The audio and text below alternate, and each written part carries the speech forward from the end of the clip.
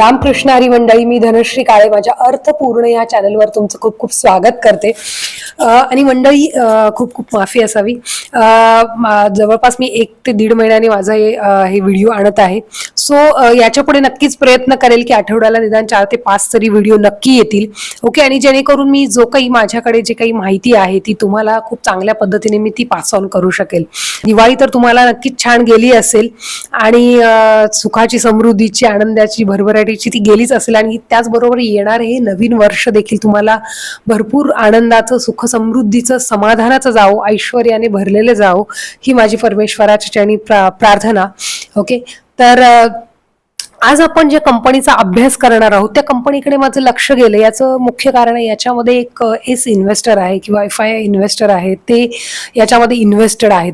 Okay, आणि हेच माझ्या या कंपनीकडे लक्ष जाण्याचं एक कारण होतं. आणि त्याच्याही बरोबर मुख्य म्हणजे अर्थात त्यांचा जो काही रेव्हेन्यू ग्रोथ आहे तो देखील खूप एक लक्षणीय रेव्हेन्यू ग्रोथ आहे. ओके, तर ही कंपनी दुसरी तिसरी कोणी नाहीये, तर जसं आपल्या जे काही आपण डिलिव्हरीच्या क्षेत्रामध्ये झोमॅटो आहे त्याच पद्धतीने लॉजिस्टिक क्षेत्रामध्ये काम करणारी झिंका लॉजिस्टिक किंवा ब्लॅकबक नावाने ही कंपनी ओळखली जाते. ओके, ब्लॅकबक लिमिटेड नावानेच ही कंपनी आपल्या मार्केटमध्ये रजिस्टर्ड आहे. आणि तर या कंपनीची जर बेसिक जर आपण माहिती घ्यायची म्हटली तर याचा कॅप जे आहे ते साधारणतः 12,035 करोडचा आहे. म्हणजे ही स्मॉल कॅप कंपनी आहे, लक्षात घ्या. ओके, परत लक्षात घ्या की या कंपनीमध्ये मी कदाचित इन्व्हेस्टेड असल्यामुळे देखील माझे याच्याबद्दलचे व्ह्यू जे आहेत ते कदाचित बायस असू शकतात. ओके, याच्यानंतर याचा आजचा जो स्टॉकचा जो PE जो आहे, प्राइस टू अर्निंग रेशो जो आहे तो 31.5 आहे. ROC जो आहे तो 10.5चा ROC आहे, रिटर्न ऑन कॅपिटल एम्प्लॉईड. आणि ROE जो आहे तो फार सुंदर आहे. रिटर्न ऑन इक्विटी जवळपास 47.3चा याचा रिटर्न ऑन इक्विटी आहे. ओके, सेल्स ग्रोथ आपल्याला इथे निगेटिव्ह मध्ये दिसते, त्याचंही मी कारण तुम्हाला पुढे सांगते. 5 वर्षाची जी काही सेल्स ग्रोथ आहे ती.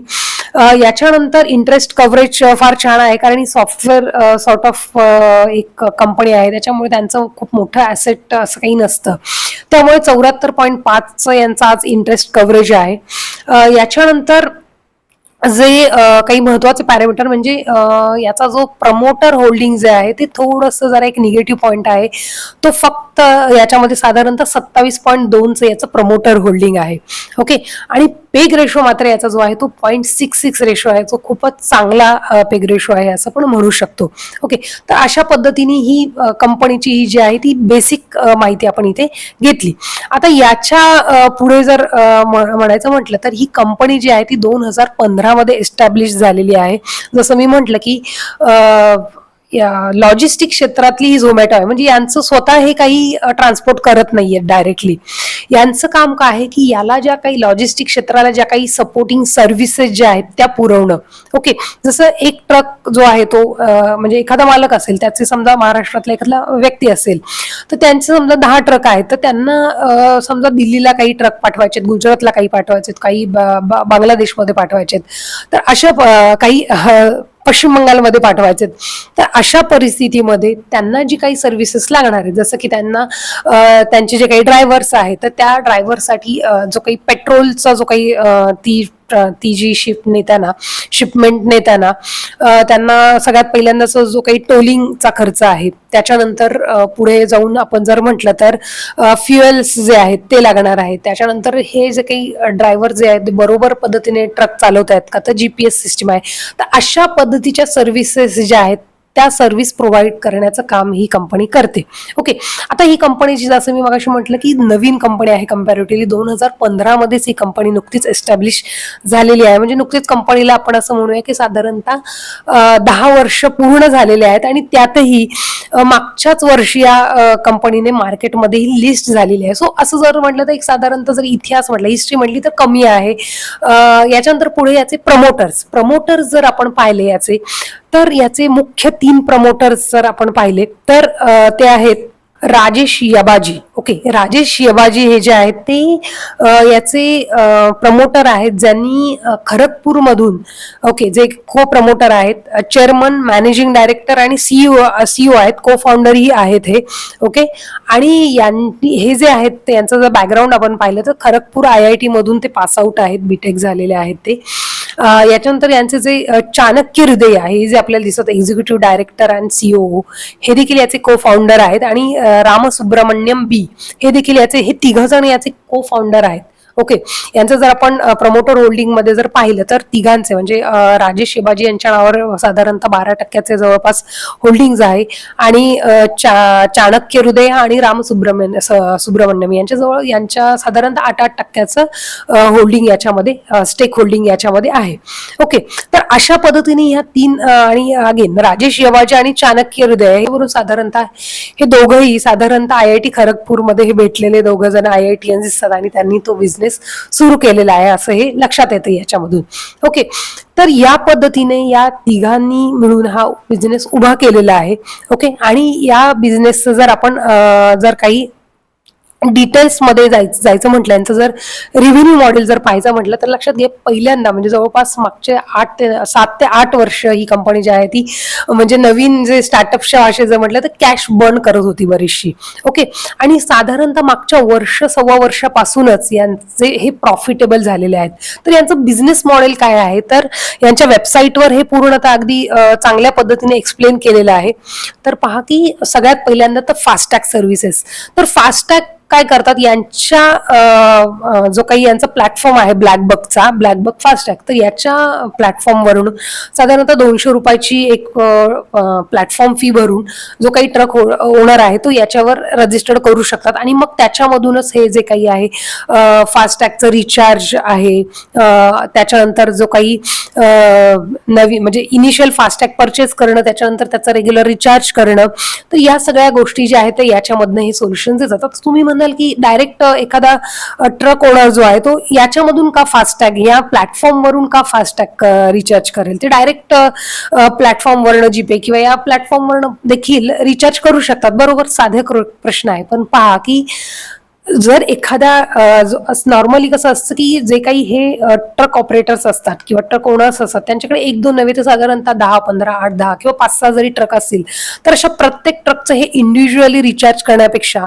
आणि त्याचं पुढे ट्रॅकिंग करण्यापेक्षा त्यांना बेस्ट काय असतं की एक प्लॅटफॉर्म आहे, तो प्लॅटफॉर्मवर माझ्या एकतर कसं आहे की एक रिचार्ज करणं ही इंडिव्हिज्युअल गोष्ट, पण माझ्या ह्या ट्रिपसाठी मला एवढा फास्टॅगचा रिचार्ज करावा लागला, एवढा मला त्याचा खर्च आला, हा डायरेक्ट जो काही लेखाजोखा आहे एखाद्या ट्रिपसाठीचा तो पूर्णतः त्या ट्रक ओनरला इझिली मिळू शकतो. आणि म्हणूनच हा प्लॅटफॉर्म वापरणं त्यांच्यासाठी खूप इझी आहे आणि खूप चांगलं, म्हणजे त्यांची ही जी काही नीड्स आहे ती पुरवणारा हा प्लॅटफॉर्म डेफिनेटली आहे. ओके, याच्यानंतर पुढचं आहे की GPS, की जसं की ड्रायव्हर्स कुठेही गाडी कुठल्याही पद्धतीने कुठेही नेऊ शकतात किंवा काही मिसयूज होऊ शकतो, तर त्या पद्धतीने जसं आपली ओला उबर आहे तर GPS ट्रॅकिंग हे कंटिन्युअस याच्यामध्ये होत असतं. किंवा आपण जर झोमॅटोची एखादी डिलिव्हरी येत असेल तर आपण ट्रॅकिंग करू शकतो. तर मला वाटतं झोमॅटोवर नाही, झोमॅटोला नक्कीच ट्रॅकिंग करू शकतो. तर हे जे ट्रॅकिंग जे आहे GPS ट्रॅकिंग, तर जागेवर बसल्या बसल्या जे काही ट्रक मालक जे आहेत ते आपल्या जे काही ट्रक कुठे आहेत, आपल्या डिलिव्हरी कुठे पोहोचलेल्या आहेत याचं ट्रॅकिंग हे इझिली त्यांच्या ऍपमधून करू शकतात. ओके, याच्यानंतर जे काही दुसरं म्हणजे की ड्रायव्हरचं बिहेवियर, म्हणजे एखादा ड्रायव्हर फास्ट गाडी नेतोय, ड्रायव्हरने मध्येच गाडी थांबवली किंवा अचानकपणे काहीतरी ब्रेक मारला, तर ह्या पद्धतीचं जे काही रूट वाईज जे काही ड्रायव्हरचं बिहेवियर आहे हे देखील याच्यामधनं खूप चांगल्या पद्धतीने ट्रॅक होऊ शकतं. ओके, आणि याच्यामधनं तर हे सगळ्या गोष्टी बिल्ड करायला हे सुरुवातीला कंपनीने याच गोष्टींवर काम केलं. ओके, आणि याच्यामुळेच त्यांना बिल्ड करायला जो काही हा सेटअप बिल्ड करायला त्यांचे बरेच वर्ष गेले आणि तिथेच त्यांची कॅश बर्न झालेली आहे. ओके, याच्यानंतर ब्लॅक बक लोड्स, तर म्हणजे काय की हे बेसिकली जसं क्लासिफाईड दिलेले असतात यांच्यामध्ये की यांना हा लोड इथे पोचवायची गरज आहे आणि हा ट्रक रिकामा आहे, तर या दोघांचं लग्न लावून देणं बेसिकली, म्हणजे यांच्याकडे ट्रक रिकामा आहे, हा ट्रक दिल्लीला रिकामा येतोय आणि तिथून दिल्लीवरून इकडे हा ट्रक पोचवायचा. तर ह्या ज्या काही गोष्टीच्या ज्या सर्व्हिसेस आहेत तर ते पोहोचवण्याचं काम देखील ही कंपनी इथे करतीये. ओके, आणि आतापर्यंत बऱ्यापैकी यांनी हे चांगले जे आहे हे जे कनेक्शन करून देण्याचं काम करून दिलंय. तर अर्थात हे जे काही लोड्स क्लासिफाईड मध्ये यांना फारसं मार्जिन मिळत नाही, परंतु आता ते काही सुपर लोड म्हणून त्यांनी एक नवीन कॉन्सेप्ट इन्क्लूड केलेलं आहे, ज्याच्यामध्ये पूर्ण जबाबदारी आहे ही ब्लॅक बक्सची असणार आहे. आणि याच्यामध्ये अर्थात मग यांना मार्जिनही चांगलं मिळेल, की जे काही पूर्ण कुठून कुठे आहे, ट्रक कुठला आहे, किती खर्च आहे, सगळ्या गोष्टीचं जे काही ट्रॅकिंग आहे ते याच्यामधनं या सुपर लोड मधून केलं जाणार आहे. ओके. त्याच्यानंतर ब्लॅक बक फ्युएल कार्ड्स. तर याच्यामध्ये काय आहे की जे काही फ्युएल लागणार आहे तर त्या फ्युएलचं प्रीपेड स्वरूपात जे काही रिचार्ज आहे ते कंपनीकडून केलं जातं, जेणेकरून अगेन जी काही पेट्रोल चोरी होईल किंवा त्या तत्सम गोष्टी होणार आहेत. ओके. तर याचं जे ही पूर्णतः याच्यामधनं अवॉइड होणार आहेत. शिवाय कंपनी काय करते की तुम्ही यांच्या म्हणजे बेसिकली कंपनीने याच्यामधनं कंपनी पैसा कसा मिळतो, तर कंपनीने जे OEMs आहेत, ज्या काही पेट्रोल प्रोव्हायडर्स आहेत, ज्या काही म्हणजे इंधन प्रोव्हाइडर करणाऱ्या डिझेल प्रोव्हाइड करणाऱ्या कंपन्या आहेत, त्यांच्याबरोबर टायअप केलेला आहे. आणि याच्यामुळे होतं काय, जसं त्यांचे फ्युएल कार्ड्स असतात तशी यांचे फ्युएल कार्ड्स काढलेले आहेत. आणि यामुळे होतं काय की ड्रायव्हर्सला म्हणजे जे काही ट्रक ओनर्स आहेत त्यांना डबल फायदा होतोय, की त्यांना त्यांचं जे काही पेट्रोल चोरीही त्याच्यामधनं वाचतीये. आणि शिवाय जवळपास 2% फ्युएलवरचा खर्च म्हणजे त्यांना डिस्काउंट दिला जातो जर हे फ्युएल कार्ड वाचलं तर. म्हणजेच त्यांचा डबल बेनिफिट याच्यामधनं होत आहे. ओके. याच्यानंतर पुढे जे आहे ब्लॅक बक लोन्स. तर लोन्स ही म्हणजे जे काही सेकंड हँड व्हेकल्स आहेत तर अशा यांच्यासाठीच जर लोन देण्याचं काम जे आहे ते कंपनी पुढे जाऊन करत आहे याच्यासाठी.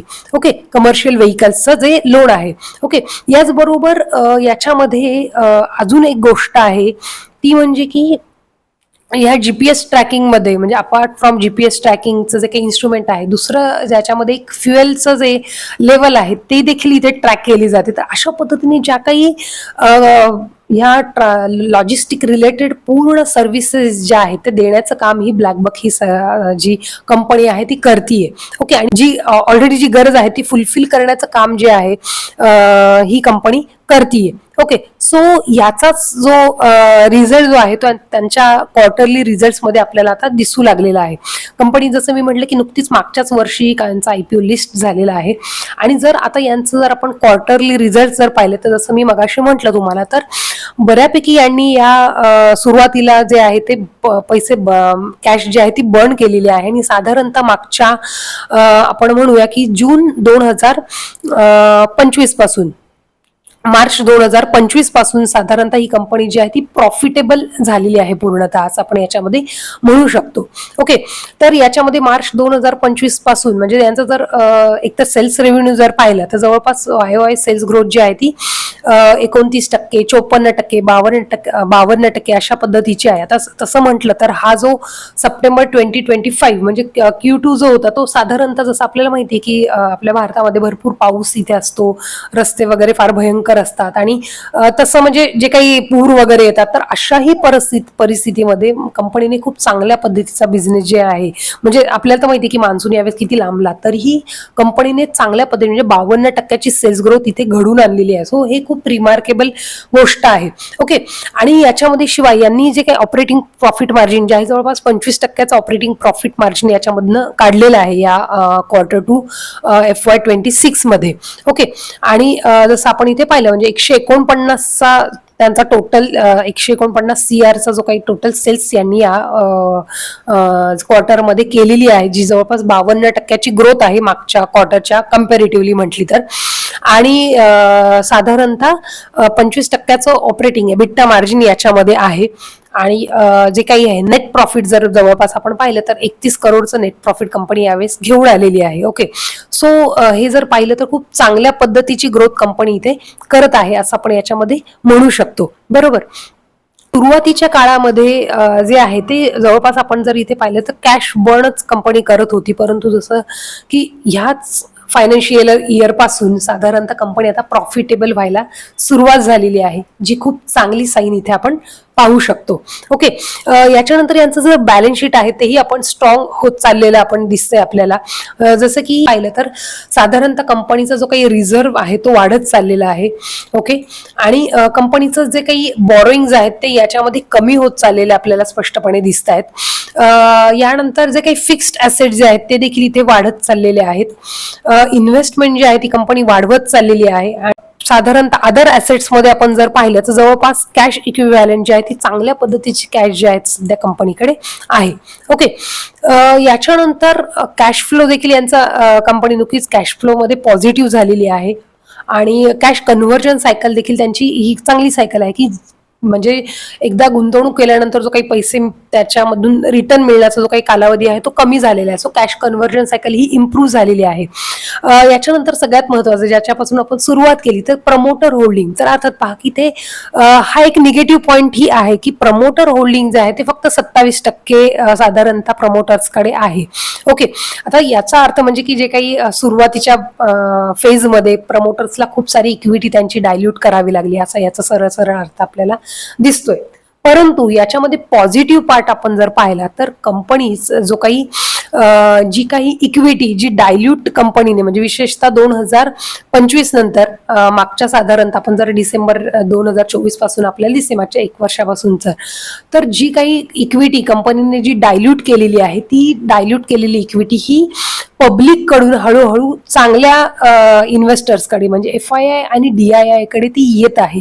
हे एक चांगलं साईन इथे आहे असं आपण म्हणू शकतो. ओके, आता याच्यामध्ये तुम्ही जर पाहिलं तर FIIचं जे काही होल्डिंग आहे ते जवळपास साधारणतः 11.5 वरून जवळपास 20 आणि आता 26%. सो FII याच्यावर खूप चांगला विश्वास टाकतायत असंही आपण या बिझनेसवर असं आपण म्हणू शकतो. आणि जसं मी मगाशी म्हटलं की एक चांगला इन्व्हेस्टर म्हणजे तुम्ही जर इथे जर पाहिलं तर मॅसेच्युसेट्स जी आहे MIT जी आहे अमेरिकेची MIT इन्स्टिट्यूट त्यांची जी फायनान्शियल एक जे काही डिव्हिजन आहे तुमच्या माहितीसाठी सांगते की ही मोठी एक इन्स्टिट्यूट आहे अमेरिकेमधली केम्ब्रिज.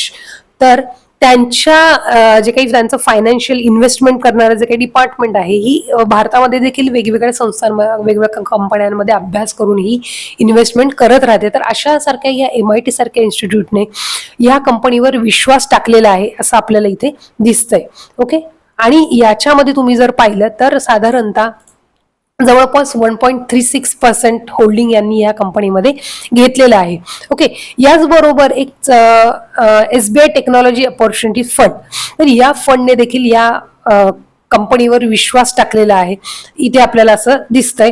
त्याचबरोबर इन्व्हेस्कोचा कॉन्ट्रा फंड जो खूप छान परफॉर्म करतोय तो फंड देखील इथे इन्व्हेस्टेड आहे.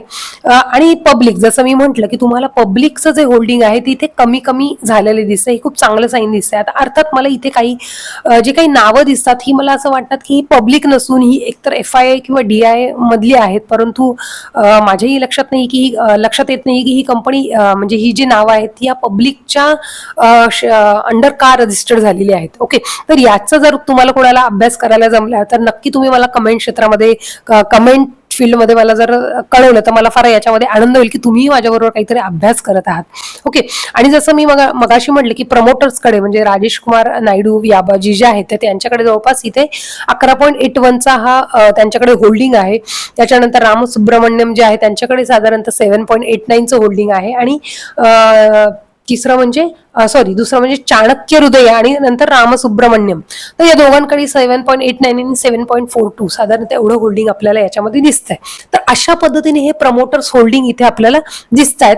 ओके, तर जसं मी म्हटलं की चांगले इन्व्हेस्टर्स याच्यामध्ये नक्कीच इन्व्हेस्ट करत आहेत आणि पब्लिकचं होल्डिंग कमी होत आहे हे एक चांगलं साईन आहे. ओके, परंतु जर रिस्क म्हणून पार्ट म्हणजे आता जर मला जर असं विचारलं तर नक्कीच ही कंपनी म्हणजे जी कंपनी जी आहे ती साधारणतः गायडन्समध्ये काय सांगते तर अर्थात त्यांनी सेल्स गायडन्स किंवा रेव्हेन्यू गायडन्समध्ये काही पर्टिक्युलरली सांगितलेलं नाहीये.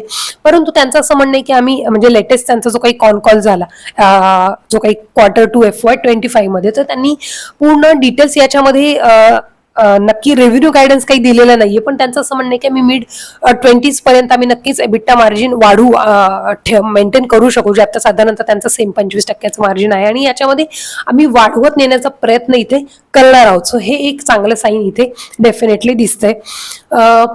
परंतु रिस्क याच्यामध्ये काय मला दिसत आहेत, तर रिस्क याच्यामध्ये मला काही अशा वाटतात की एक तर गायडन्स दिलेलं नाहीये, कंपनीची काही लॉस मेकिंगची थोडीशी हिस्ट्री आहे. दुसरं म्हणजे प्रमोटर्स खूप यंग आहेत, सो यंग हँड्स आहेत. 10 वर्ष एक्सपिरियन्स म्हणजे खूपच कमी एक्सपिरियन्स आहे असं मी याच्यामध्ये म्हणेल. जे काही रिस्क या बिझनेसमध्ये आहे ती मला अशी वाटते की बिझनेस मॉडेल म्हणजे यांचं जर मेन बिझनेस मॉडेल आत्ता जर 100% जवळपास यांचा मॅक्सिमम जो रेव्हेन्यू येतो आहे तो यांचा टोलिंग बिझनेस आणि जो काही जे काही फ्युएलचं पेमेंट त्याच्यामधनं जे रिचार्ज केलं जातं त्याच्यामधनं येतं.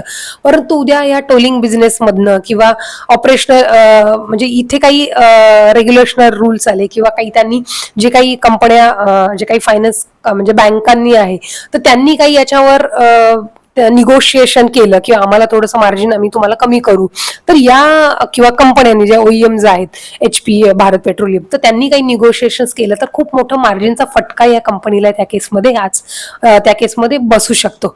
ओके, याच्यानंतर अगेन पीपल आणि एक्झिक्युशन, नवीन लोक असल्यामुळे इथे नक्कीच एक्झिक्युशन रिस्क ही डेफिनेटली इथे असणारच आहे.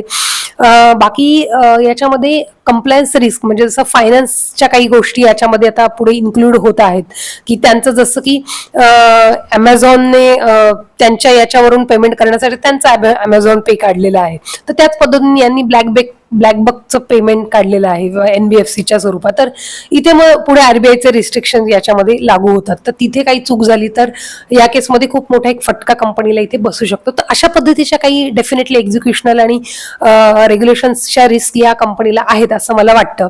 परंतु तरीही ओव्हरऑल परफॉर्मन्स मला छान वाटतो या कंपनीचा. जवळपास 50% यांनी सेल्स ग्रोथ आता दिलेली आहे आणि शिवाय एबिटा मार्जिन जे आहे ओव्हरऑल वाढण्याची हे खात्री इथे देत आहेत आणि त्याच्यामुळेच मी कुठे ना कुठेतरी या कंपनीमध्ये काही इन्व्हेस्टमेंट केलेली आहे. ओके, तर त्यामुळे माझा व्ह्यू इथे बायस असू शकतो. तर तुम्हाला या कंपनीविषयी काय वाटतं ते मला नक्की कळवा आणि याचबरोबर व्हिडिओ तुम्हाला आवडला असेल तर नक्की मंडळी व्हिडिओ लाईक करा, चॅनलला सबस्क्राईब करा आणि तुमच्या मित्रमंडळींमध्ये शेअर करा. धन्यवाद.